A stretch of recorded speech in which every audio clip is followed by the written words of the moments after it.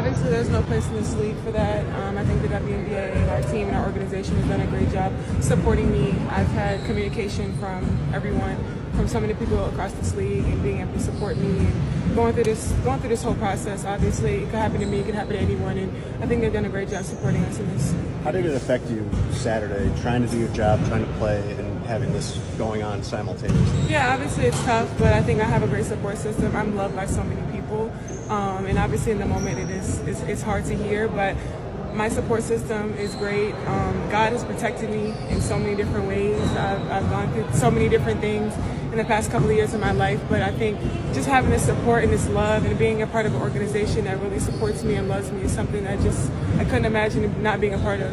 What do you think the league's response, just coming out right away and getting that investigation going? Yeah, obviously, like I said, they understand that this is the priority. Obviously, there's no place for this, and they preach. I think 2 days before they put out no hate, no speech. And obviously, the women in this league, they know that, and know there's no space for that. And I believe that every player in this league deserves to be treated with respect and want to come to work and just have fun and have a great environment to work at. So I think they've done a great job. Did racism actually happen in the Chicago Sky Indiana Fever game? Let's talk about it. The W released a statement today stating, "We have investigated the report of racist fan behavior in the vicinity of the court during the May 17 Chicago Sky versus Indiana Fever game. Based on information gathered to date, including from relevant fans, team, and arena staff, as well as audio and video review of the game, we have not substantiated it." Boy, oh boy, oh boy, oh boy, oh boy. So you got to talk about the woke WNBA, who has now concluded their investigation into the alleged racism that supposedly happened from Indiana Fever fans during a game with the Indiana Fever versus the Chicago Sky, okay, in which Angel Reese basically claimed that fans were being racist towards her, okay, during the game. This is what she claimed. Now, the WNBA, because this is a clown league, decided to launch an investigation into the alleged racism. And lo and behold, they found nothing, right? They found nothing. Is anybody surprised? Is anybody surprised? Okay. They released this statement. They said, "The WNBA today issued the following statement regarding Chicago Sky at Indiana Fever game on May 17, 2025. Quote, we have investigated a report of racist fan behavior in the vicinity of the court during the May 17, 2025 Chicago Sky at Indiana Fever game based on information gathered to date, including from relevant fans, team, and arena staff, as well as audio and video review of the game. We have not substantiated it. The WNBA is committed to fostering a safe and inclusive environment for everyone and will continue to be vigilant in enforcing our fan code of conduct." Yeah, so again, this mythical racism that allegedly is supposed to exist, right, in the WNBA, okay, and at WNBA games, turns out that the league investigated it and it doesn't exist, okay? Now, is anybody really surprised? No, I'm not surprised, because the alleged racism occurred after this foul on Angel Reese by Caitlin Clark. Strong on a three. And look out, Caitlin Clark pushes Angel Reese, and Angel Reese gets right up into Caitlin Clark. Afterwards has something to say as Clark walks away. We know there are always increased eyeballs, energy, and attention around the matchups between Reese and Clark, and Angel Reese is still... Yeah, so as you can see here, right? Angel Reese losing her mind, trying to fight Caitlin Clark over what is just, a smart foul, right? Smart foul. So Angel Reese gets sent to the free throw line, and she bricks, right? And during this break, the first break, this is where the racism allegedly occurred. In offsetting technicals. So because it's a flagrant, it's Reese who has to shoot these free throws, and then Chicago will maintain the basketball. Reese misses the first. Mark the time and the score. You never know how these moments can spark something for a team. Stephanie White is still trying to explain why she felt like it was not. So she missed the first one. She made the second one. Again, I'm trying to figure out exactly where was the racism, right? I mean, we didn't hear it in the audio there. the WNBA investigated it, and they found nothing. So again, the question is, where did the racism come from? Well, I'm gonna tell you where the racism came from, right? I'm gonna tell you exactly where it came from. It came from the fact that throughout this whole game, this is a terrible game by Angel Reese, and Caitlin Clark was whooping up on her, right? Destroying her throughout the whole game like this. Reese spinning, couldn't pop it in. The board, no. Another chance stripped away. That's where the racism came from, right? The fact that Angel Reese once again was showing us her specialty, okay? Rebounding her own misses, okay? And then Caitlin Clark steals the ball and, does what Caitlin Clark does. So again, that's where the racism came from. So it's not just the WNBA releasing this statement. The Indiana Fever, they released a statement as well too. They says, in response to the WNBA's recently concluded investigation, Pacers Sports and Entertainment CEO Mel Raines has issued the following statement. Quote, we appreciate the swift and thorough process undertaken by the WNBA to investigate these allegations, which were not substantiated. At Gainbridge Fieldhouse, we are committed to providing the best possible basketball experience for players and fans where hate speech has absolutely no place. Indiana is home to the world's greatest fans, and we look forward to an exciting season of Fever basketball. So Angel Reese lied, right? Basically, that's what happened. Angel Reese lied and smeared the whole Fever fan base as racist, right? Racist, even though there's no evidence whatsoever that she experienced any type of racism. Again, this is why there's never any audio, there's never any video, okay? They keep doing this over and over and over again. You guys remember when the WNBA players, the Chicago Sky players, claimed that they were being harassed by some random dude? I believe the city was like D.C. They had some away game, and the bus pulled up, right? And they claimed that some maniac was outside of the bus saying racist stuff to them, right? And the video came out, and that's not what was happening at all. Ms. Carter, have you got the chance to reach out to Caitlin? Hey, man. Come on with that. Relax. Have you got a chance to reach out to Caitlin?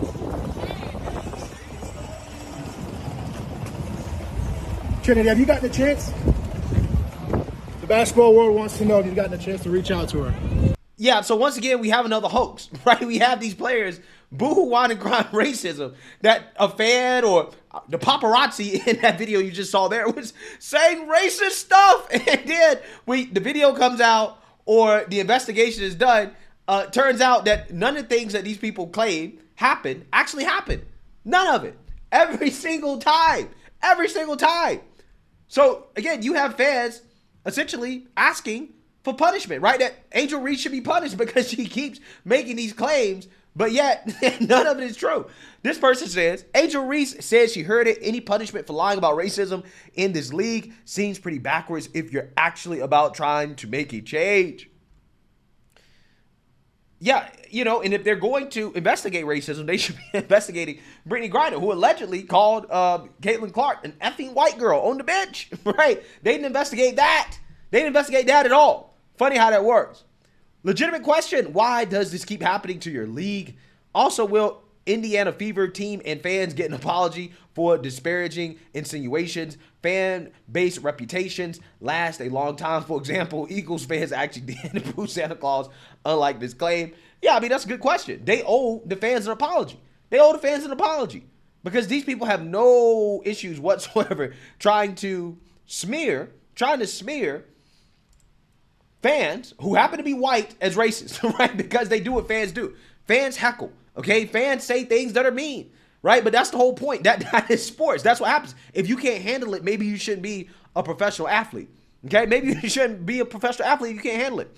Angel Reese continues to make this league look irrelevant and silly. What will her punishment be for lying to simply garner headlines and attention for herself? Well, she lied to distract from the fact that she had a terrible game, that Caitlin Clark had a great game, and this is why she wanted to play the victim, because that distracts from her actual play, which is really, really, really bad, okay? And the WNBA is making this even worse. But then again, you have the woke fans. They're coming out here and calling BS. They're calling BS on the WNBA and their investigation. They're saying, no. It was racism, right? This had to be racism. Angel Reese could not be lying about this. It is full of shit. I repeat, the WNBA and everyone that runs it is full of shit. Full of shit. For all those that don't know what's going on, the WNBA launched an investigation last week after the Fever versus Sky game because there was a lot of talks about monkey sounds being spewed on the court. It was a lot of talks about racial slurs and just blatant racism at the game, which isn't shocking. So the WNBA launched an investigation.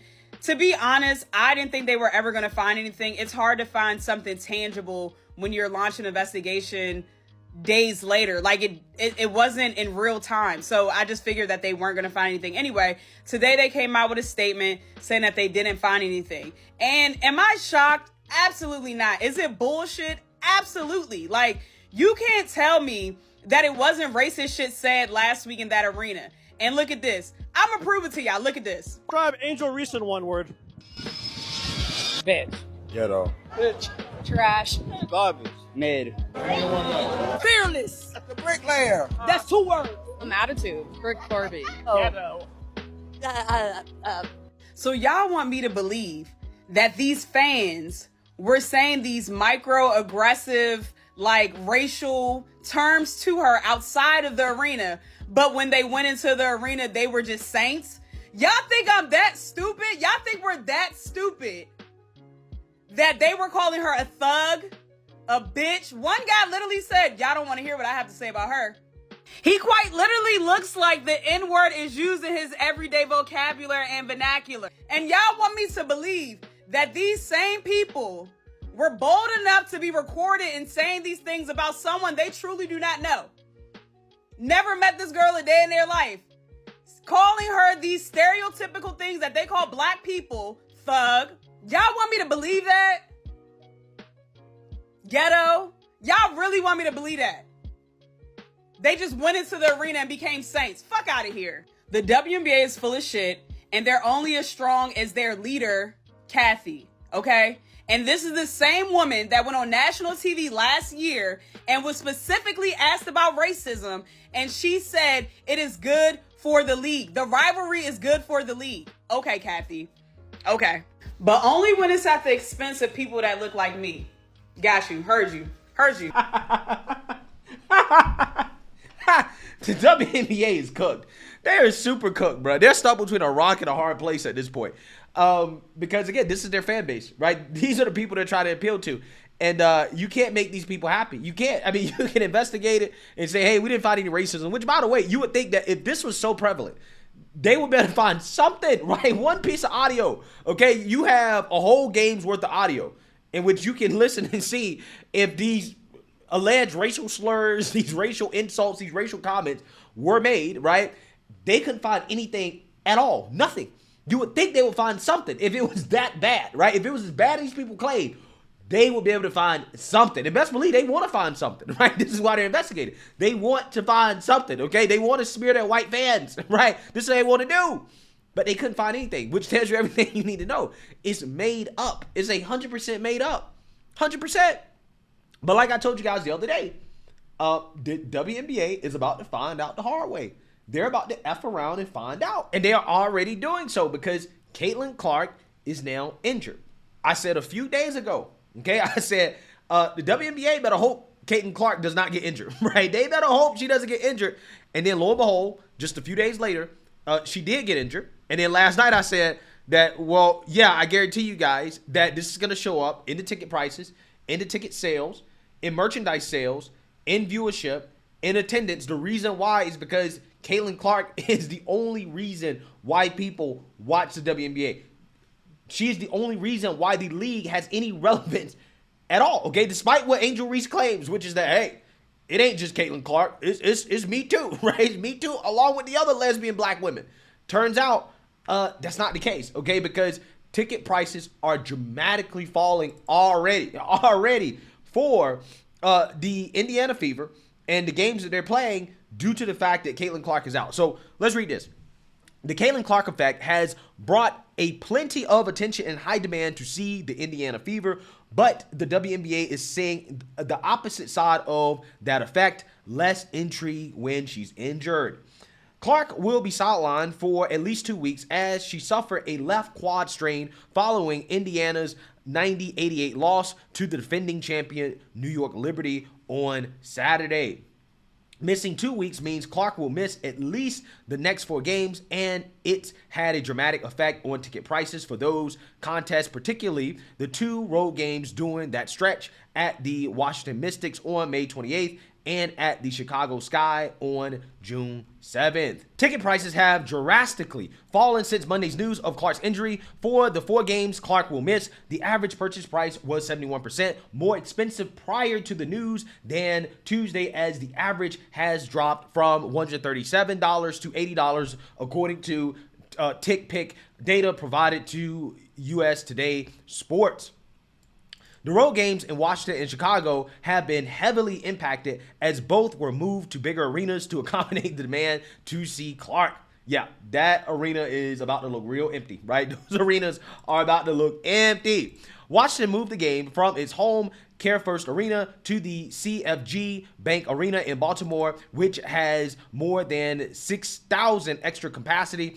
Prior to the ticket news, the cheapest ticket sold for the game was $41 per TickPick. Now the get-in price is $14 as of Tuesday night. The average purchase price went from $115 to $83. Now, if you ask me, that's still too much. I don't think that $14 is worth going to watch a WNBA game, right? Especially watching Angel Reese miss home layups and rebound them, right? I don't think that's worth $14, right? If I'm gonna spend $14 to watch a basketball game, I might as well go to some high school game, right? Go to some high school game, go to some JV college basketball game or something like that. Much more entertaining and better quality play, right? I mean, when you look at Caitlin Clark, that's the only quality basketball play that you get out of the WNBA. Like I said, I'll never forget, I don't watch the WNBA, right? So when I have to watch it, right, when I'm forced to watch it, again, I'm just not impressed. I'll never forget watching it the other night, and it was miss layup after miss layup, air ball after air ball.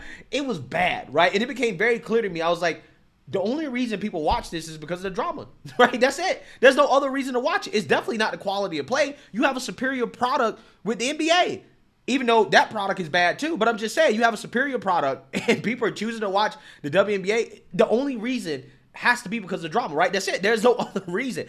And Caitlin Clark, because Caitlin Clark is the closest thing that they have to quality play.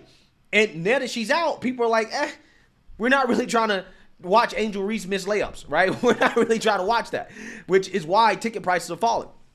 The Sky versus the Fever game was even more affected, as it was supposed to be another edition of Clark versus Angel Reese. The contest was moved to United Center, the first time WNBA games would be played at the 20,000 plus seat arena. On Sunday, the cheapest ticket was $86 on TickPick. As of Tuesday night, it's now $25.